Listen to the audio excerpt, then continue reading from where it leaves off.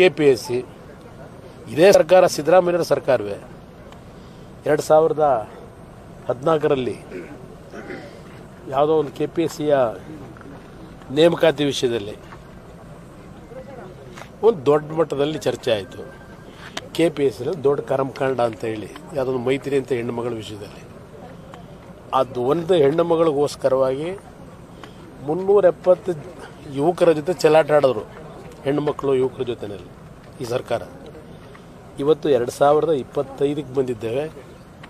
KPSC ಪರಿಸ್ಥಿತಿ ಏನಾಗಿದೆ? ಒಂದೇ ಒಂದು ಉದ್ಯೋಗ KPSCಲಿ ಇವತ್ತು ಸೃಷ್ಟಿ ಆಗಲಿಲ್ಲ.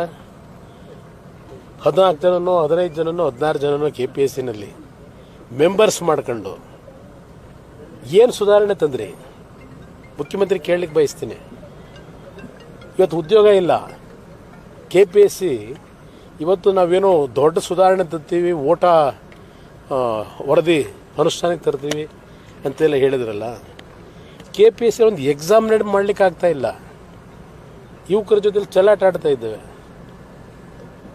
ಯಾರಿಗೂ ಇದ್ರ ಬಗ್ಗೆ ಚಿಂತನೆ ಇಲ್ಲ ಇವತ್ತು ಈ ಸರ್ಕಾರದಲ್ಲಿ.